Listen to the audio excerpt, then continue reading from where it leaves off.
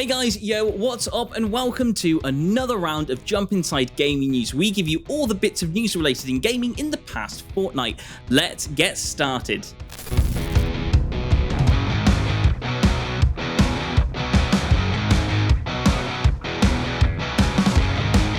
The day before, just after 5 days of release, the game announced today. We announced the closure of Fantastic Studios. The day before has failed financially and we lack the funds to continue. All income received is being used to pay off debt to our partners. The day before, yeah, the game's getting unsupported because the studio that owns it is getting closed down. So yeah, that's a thing.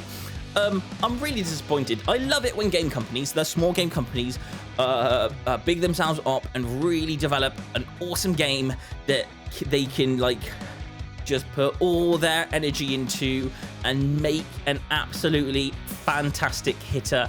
And it's good. It's amazing when that happens. This game did not. It came out. I've watched a few videos on this. It doesn't seem as what they promised originally. If anything, what they should have done is they should have been more transparent about their game. They should have been doing more updates. And just talking to people. And I don't think they were doing that the way that we wanted them to. And well, basically, they kept delaying their game, which is something that we don't want. When we see that happening, we get a bit scared. And they did it like 3 or 4 or 5, I don't know how many times. And they pushed it all the way back to November. And around about November time, they went to earlier. They said, no, we're not doing it in November. We're going to do it in December. It's going to be early access. And when around that time, I got really scared that I didn't think they were going to come out with the game they promised. And to be fair, they closed down their studio 5 days later. The whole thing got overwhelmingly negative results on Steam. And people just, disagreed with what that company was doing. To be fair, though, if a game company makes a bad game and they really, really believe in it, and they really, really, really believe in it, they will improve their game. We've seen this before. When a game comes out and it's quite bad, they update their game. They make it better. This game did not do that. As much as it looked like it could do that, they ran away. They're not going to stick to it. They're not going to use that money to make the game better. And they're going to refund everybody. On the side note, the refund agreement, personally, at least they're doing that. At least they're going to refund people of their game. But as fans, that's not what we want to see. We wanted to see them bring out a game that was actually really good. Or if a game came out and it could be improved upon the status that it was. At least be one of those two things. But we didn't get that. We got a game company that brought out their game, overwhelmingly negative, and then retreated and closed down their company because they blame it on debt. Seriously, honestly, if you've got a debt problem and you're building a game, ask for crowdfunding, especially if you're new. There's no problem in that. If you're really passionate about this, if you really believe in the thing that you're building, ask for crowdfunding or make subscription-based stuff. But you're not doing that because you don't believe in your game that much. So for me personally, you know what? I'm just like I didn't spend any money on this because it looks like, and as far as I can see, doesn't look like a good game. Anyway, moving on from this and going on to some better news. The Sims 4 for rent. The Sims 4 for rent has come out, and in it, offering players the exciting opportunity to design and manage their very own rental property for other Sims to live in. So the Sims 4 Rent Pack is now out and I'm really excited about this. If you don't know about me, I'm a big Sims fan and some of my favourite Sims games come from the original Sims 1. I like the restaurant from the Sims previous games and I'm glad we've got that in the Sims 4. I like the magic one in the past and I absolutely love that one. Again, in The Sims 4, it gets a magic update. I want them to be like a stadium famous one, whereas I know we've got the Get Famous, but I wanted a full-on like arena tour kind of situation where you become a pop star or something. That would be an interesting take on The Sims 4.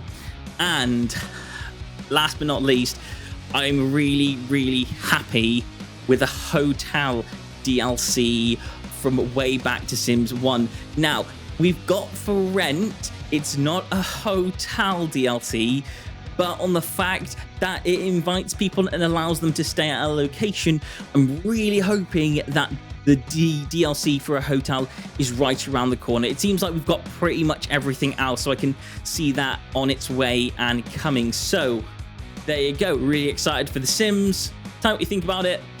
Tell me what DLC that you want to see The Sims do, because honestly, I feel like they're running out of ideas lately a little bit, and then they're creating some more ideas in the background. So some ideas are really good from them, some ideas a bit lacky from me because I don't like every single Sims 4 DLC, but there you go.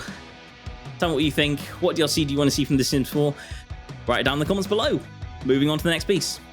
GTA 6 trailer is released, and with that, we now know the year it's going to be released, and that is the year 2025. GTA 6, yes, I am so excited for it. I'm really happy that now we get kind of a date. Well, we get a year. We get 365 days within that year, so we can choose and kind of like determine what type of day it can come out. Now, personally, I think that because it's going to be quite similar to GTA 5, it's probably going to come out around September time, but that's just me personally thinking.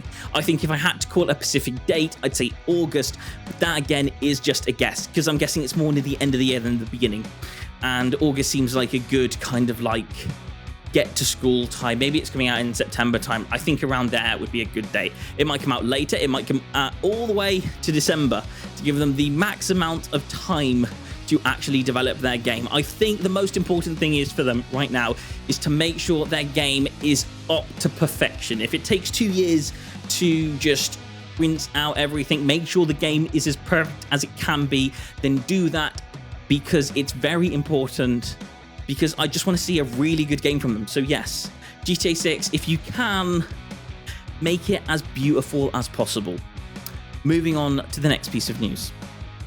Dragon Age Dreadwolf full reveal summer 2024. Dragon Age returns with a reveal of their latest game, Dreadwolf, to be announced next year in summer of 2024. I am super excited for this. Dragon Age Dreadwolf is coming out. Super excited. I'm a big fan of the Dragon Age series, and I'm a big fan of the Mass Effect series. And to know that we've had a little sneak peek of Mass Effect that's not anything whatsoever, but to hear that Dragon Age Dreadwolf is going to make a proper summer announcement next year, it's got me back on that BioWare train, and I'm super excited to see what's going to come of Dragon Age Dreadwolf. It's one of my most exciting games. I've played it back all the way when the original Dragon Age Origins came out. It was one of my favorite games.